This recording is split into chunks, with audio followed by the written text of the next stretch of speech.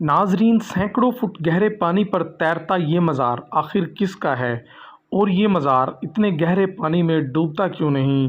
یہ مزار پاکستان کے کس شہر میں واقع ہے اور اس مزار سے کون سی داستان جڑی ہے؟ ناظرین، یہ سب آپ کو بتائیں گے۔ آپ دیکھ رہے ہیں انفو کنگڈم۔ اگر آپ نے ابھی تک میرا چینل سبسکرائب نہیں کیا تو پلیز میرا چینل سبسکرائب کر لیں اور ساتھ بیل آئیکن کو بھی پریس کر لیں تاکہ میری آنے والی ہر ویڈیو آپ کو سب سے پہلے مل سکے۔ جی ناظرین، ایک مشہور اور خوبصورت جھیل جس کا نام کینجھر ہے، اپنی دلکش خوبصورتی اور شیشے کی طرح چمکتے پانی کے باعث اپنی مثال آپ ہے۔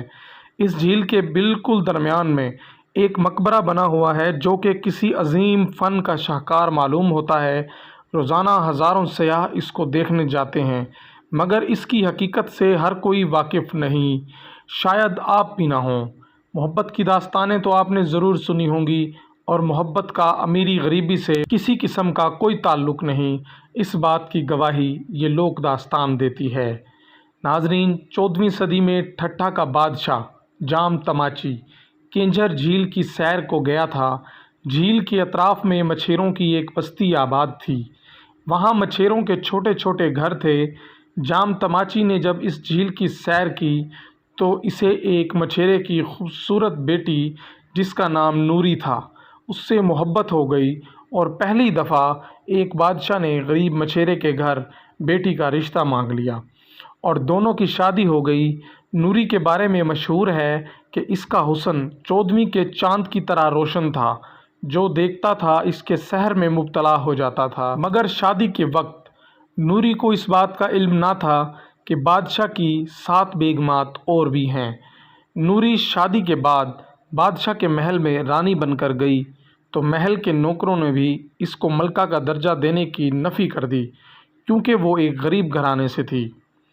ناظرین، یہاں بادشاہ نے نوری کو نہ صرف اپنے محل میں عزت سے نوازا بلکہ پورے ٹھٹھہ میں نوری کی عزت پورے شاہ و جلال کے ساتھ کروائی۔ جام تماچی کی 7 ملکائیں کوئی بھی نوری کے حسن کے برابر نہ تھی، اور اسی بات سے تمام ملکاؤں نے نوری کے لیے حسد دل میں رکھی۔ نوری صاف دل کی مالک تھی، اس کے لیے تمام نوکر اور درباری برابر تھے۔ بادشاہ کی 7 ملکائیں نوری کے خلاف سازشیں کرتی رہتیں اور بادشاہ کے کان بھرتی رہتیں، مگر بادشاہ اپنی محبت پر قائم تھا، اسے کوئی فرق نہ پڑا۔ لیکن ایک روز درباریوں اور ملکاؤں نے بادشاہ کو بہکا دیا کہ نوری لکڑی کے بکس میں زیورات بھر کر اپنے بھائی کو ہر تیسرے دن دیتی ہے۔